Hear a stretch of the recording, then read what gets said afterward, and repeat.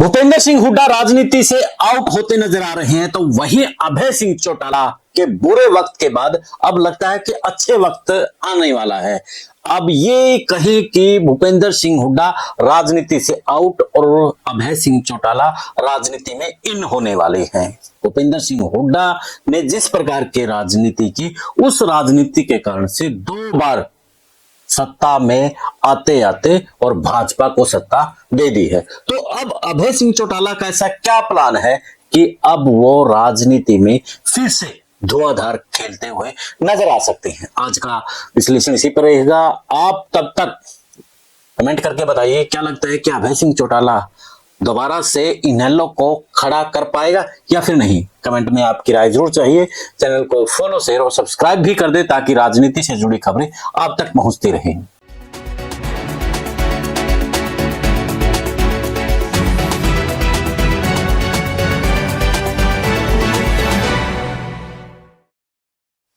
सभी को नमस्कार, राम राम। मैं कुलदीप खंडेलवाल, द विश्व प्रेम न्यूज।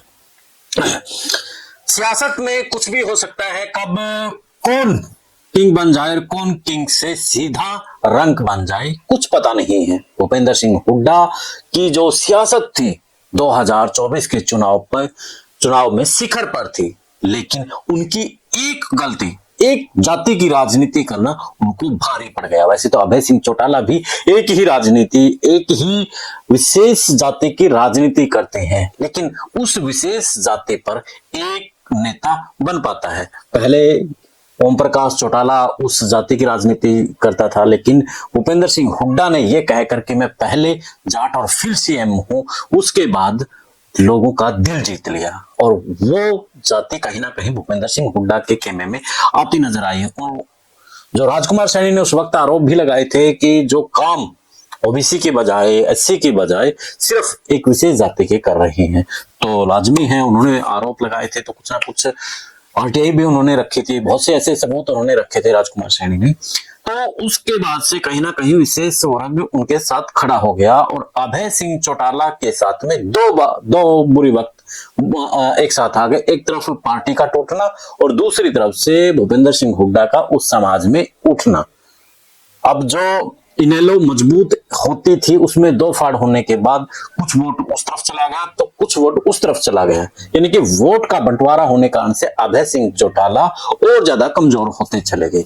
अब अभय सिंह चौटाला उन्हीं कार्यकर्ताओं और पदाधिकारियों को फिर से अपनी पार्टी में लाने की कोशिश कर रहा है, यानी कि उन्होंने अपना एक मिशन शुरू कर दिया है इनेलो के पुराने कार्यकर्ताओं को और पदाधिकारियों को अपने पास लाने का। तो दूसरी तरफ खबरें ये भी आ रही हैं और एक इंटरव्यू के दौरान अभय सिंह चौटाला ने यह भी कह दिया है कि दुष्यंत चौटाला अगर अपनी गलती मानते हैं तो पार्टी में आए, उनका स्वागत है। यानी कहीं ना कहीं अब सॉफ्ट कॉर्नर अभय सिंह चौटाला ने दिखा दिया है और वही सॉफ्ट कॉर्नर अब इनेलो को जिंदा कर सकता है, यानी कि चाचा भतीजा मिलकर के अब कहीं ना कहीं अभय सिंह चौटाला इनेलो को जीवन दान दे सकते हैं। तो दूसरी तरफ जब अर्जुन चौटाला पर मुसीबत आई तो कर्ण चौटाला पर मुसीबत आई तो दिग्विजय सिंह चौटाला भी उनके साथ खड़े नजर आए और साथ होना, उनके साथ में ताल मिलाना, यानी कि पहले तो एंटी चलते थे और अब उनके साथ में चलना कहीं ना कहीं दर्शाता है कि दोनों परिवार अब एक हो सकते हैं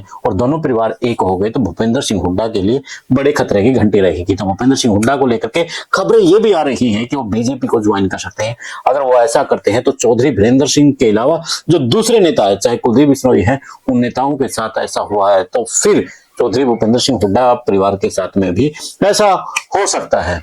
खैर, हाल फिलहाल जो संभावनाएं जताई जा रही हैं कि भूपेंद्र सिंह हुड्डा बीजेपी में जा सकते हैं और खबरें यह भी चल रही हैं कि कांग्रेस अब भूपेंद्र सिंह हुड्डा को तवज्जो नहीं देगी। तो अगर भूपेंद्र सिंह हुड्डा को तवज्जो नहीं देगी और फिर उनके पास रास्ता बीजेपी में जाने का भी बचता है और उनका काफी बुजुर्ग हो चले हैं तो कुछ राजनीति वो चाहेंगे कि अब धुआंधार खेले। वैसे भाजपा को भी उस चीज का नुकसान हो सकता है क्योंकि भाजपा अब तक जो राजनीति कर रही है वो गैर जाट की कर रही है और हुड्डा से ही नाराज वो गैर जाट जाकर के बीजेपी में शिफ्ट हुआ था।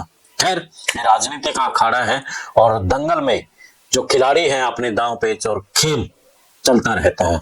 फिलहाल आप कमेंट करके जरूर बताएं क्या लगता है कि अभय सिंह चौटाला का मास्टर प्लान जो अभी वायरल है उसे कामयाबी मिलेगी या नहीं मिलेगी, कमेंट में आपकी राय जरूर दें। देश और प्रदेश की खबरों के लिए देखते रहिए विश्व प्रेम न्यूज।